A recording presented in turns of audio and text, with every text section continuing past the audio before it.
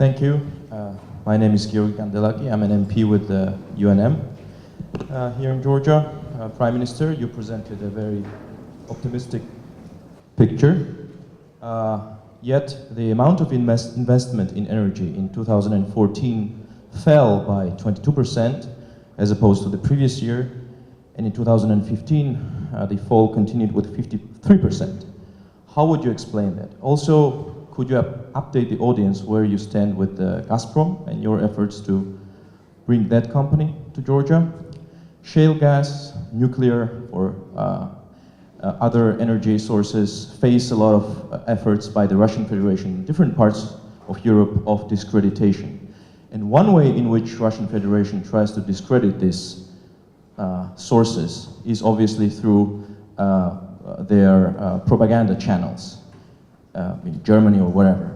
Well, there has been credible research in Georgia that some of these Russian propaganda channels, outlets, are funded by the government. You said in your nomination speech in Parliament in December that if confirmed, this funding would stop. The Council of Europe, its Commission Against Racism and Intolerance, which monitors hate speech, has now confirmed that indeed the Georgian government is funding such outlets. Now that it is confirmed, is this funding of Russian propaganda channels going to stop? Yes or no? Thank you. I knew there would be tougher questions from the audience. Not at all. Thank you very much. First of all, energy investments take an important period of structuring the projects. And of course, structuring projects like Nenskra, for example, which is a $1 billion investment, took almost 1.5 years. And this is a natural period of launching and negotiations and originating the deal. I will not go into all the details of all this period.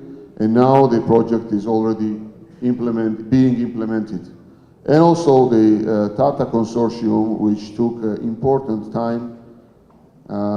And by the way, in 2012, this project was abandoned by Tata Consortium, and it took a lot of effort to bring the investor back. And all the IFIs, of course, and they have internal procedures to invest in the project, to prepare the investment, and of course this is due diligence and all the necessary steps that are to be taken in order to come to a point to start the real investment.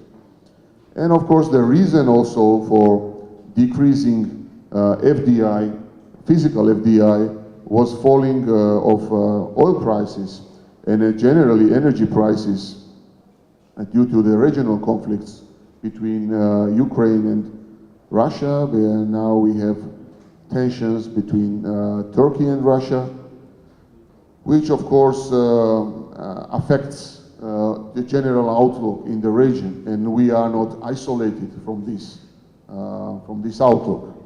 But I should say that these important projects that are being listed now and that I already listed are underway. There is no suspension or halt to the BP investment in South Caucasus pipeline. They are continuing at full swing, so there is no reason for any skepticism.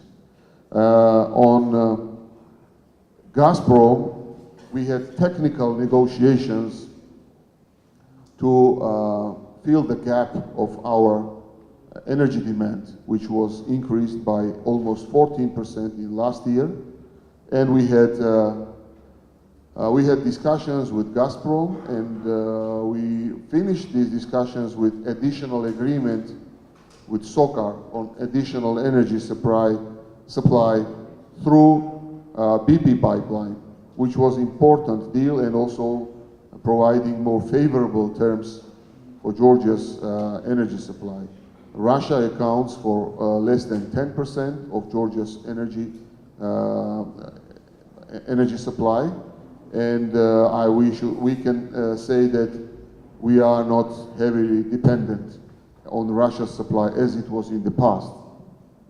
So unfortunately, I need to use this word, that all these row out of nothing was a pure political speculation, that Georgia turns to Gazprom back, and this is not the case, and we are staying in very important strategic partnership with Azerbaijan on Georgia's energy supply.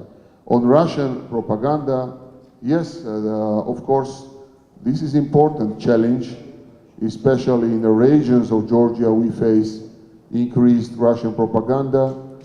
But I should say that despite all that, and with very efficient counter propaganda managed by Ministry of European and Euro-Atlantic integration, we managed to maintain one of the highest supports for European aspirations and Euro-Atlantic aspirations. According to recent surveys, more than 80% of Georgia's population favors European aspirations and more than 75% Euro-Atlantic aspirations. This is much higher than in many countries of Eastern Europe who are members of NATO, or even aspirant countries who are under the membership action plan with NATO. So there is no reason for any skepticism about Georgia's possible dependency on Russian energy supply. I will not go to some aspects of discussing Russian investments to Georgia's energy sector, which was mainly done during the previous administration before Georgian Dream came to power. So let's not discuss that. Thank you. Thank you, Mr. Prime Minister. More questions?